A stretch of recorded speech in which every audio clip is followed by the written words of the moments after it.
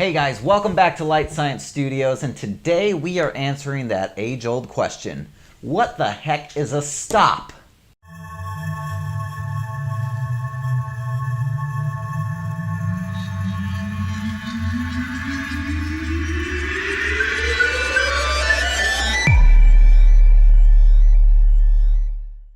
All right, good morning everybody, and welcome back. Thanks for joining me today. Please subscribe if you have not already, and give this video a like at the end if you found it to be useful. Also, don't forget to hit that little bell icon so you get notified every time I upload a new video. So, what is a stop? Everyone always refers to stops usually with an F at the beginning, an F-stop. But what is a stop and what is an F? And why should you care as a photographer? Well, let's talk about it today. So what most people don't understand is that a stop in and of itself is actually independent of the little F that you usually associate it with. An f-stop is a very specific type of stop relating to the aperture of a camera. But we talk about and use stops when referring to the shutter speed and the ISO as well. So what is a stop? Well, to put it simply, a stop is a unit of measurement. Just like a mile is a unit of measurement for distance and a minute is a unit of measurement for time, a stop is the unit of measurement we use to measure the amount of light. Now, the unique thing about a stop is that it is relative, meaning there's no finite scale, but rather it's a moving scale that's exponential, and what it's measured by is multiplications and divisions of 2. So what does this mean? It means that if you are given any amount of light, one stop above that amount is going to simply be double that amount. Conversely, if you take that amount of light and cut it in half, you will go down by one stop or lose a stop.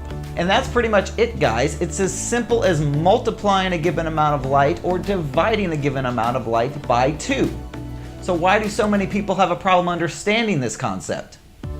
Well, it's because there's a lot of other numbers that can be a little bit confusing because what you think one thing might mean actually means the opposite, and there's weird decimal points and other things that we have to deal with when we're referring to apertures and those types of settings.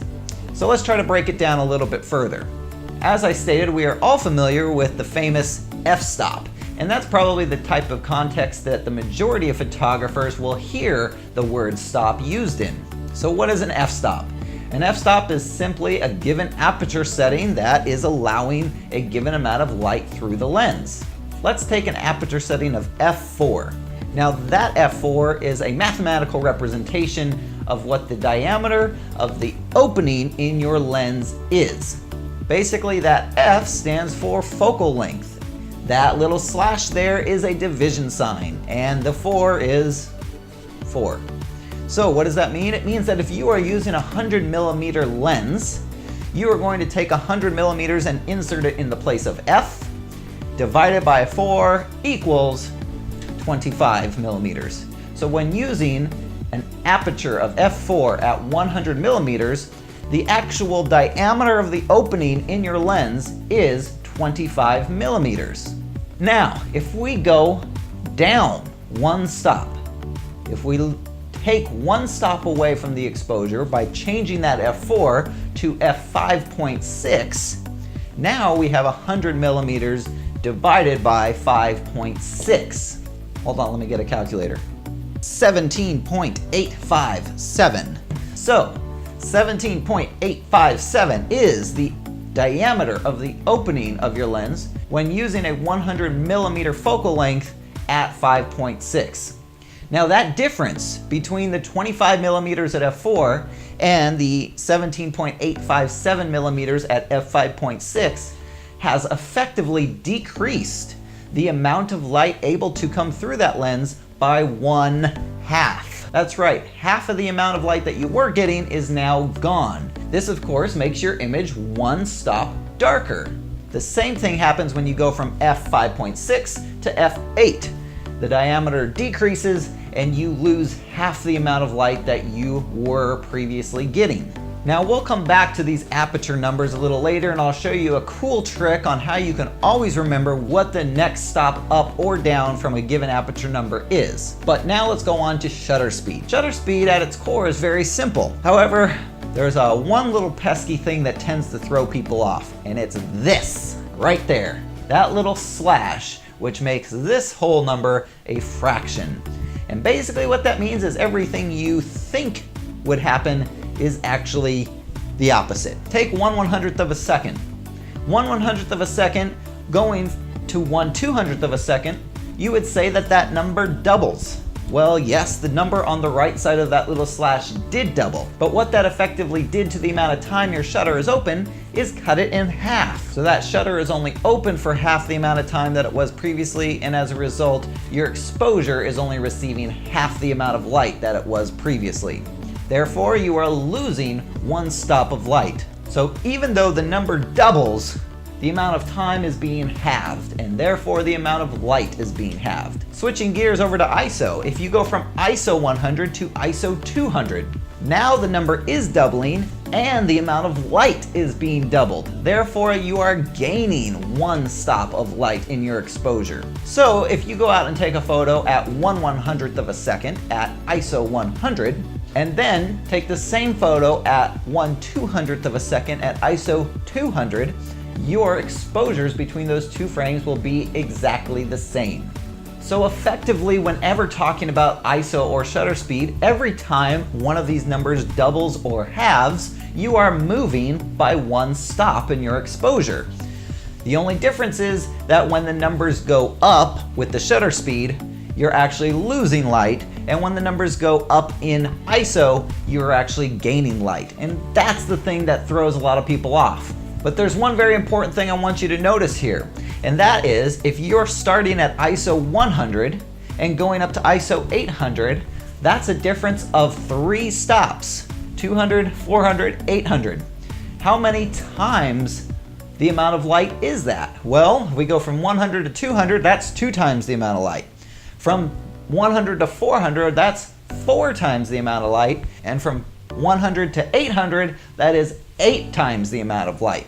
So when you see filters that have an 8x on it or an ND8, that is telling you that it is going to reduce the amount of light by 8 times or give you 1/8 the amount of light, thereby affecting your exposure by 3 stops. So thinking of it that way makes the idea of stops in shutter speed and ISO fairly simple. Every time you double or half the number, you're moving by 1 stop. However, the aperture is a little bit different. Here's a list of all the aperture stops starting at f2. f2, f2.8, f4, f5.6, and f8. Notice that every time we move 1 stop with the aperture, our number is not doubling or halving. As a matter of fact, sometimes it doesn't make sense as to what it's doing. But if you look a little bit closer, you might see a pattern. Notice how every second number actually does double. So from 2, we go to 2.8 and then 4. 4, we go to 5.6 and then 8. 2.8 to 4 and then to 5.6 is doubled. Easy way to think about that is just thinking 2.8 is actually 28, 5.6 is actually 56, and of course 28 times 2 is 56. So aperture is a little bit different in that when these numbers double or halve, you are actually moving 2 stops. So what's the correlation between the single stops? Well, it's this magical little number of 1.4. That's right, if you take any stop and multiply it by 1.4, you will get the next stop up. 2.0 times 1.4 is 2.8. 2.8 times 1.4 is 4. Now, I will clarify that the numbers do get off a little bit. For instance, 22 times 1.4 is 30.8, but we round that up to 32. 32 times 1.4 is 44.8, but we round it up to 45. So there is a little bit of discrepancy there, and there is a valid reason for it, but that's a topic for another video.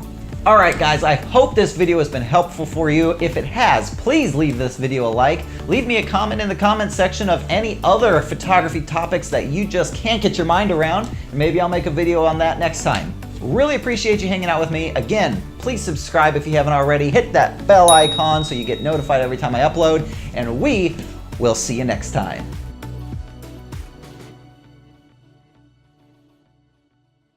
One stop above that amount is going to simply be double that amount.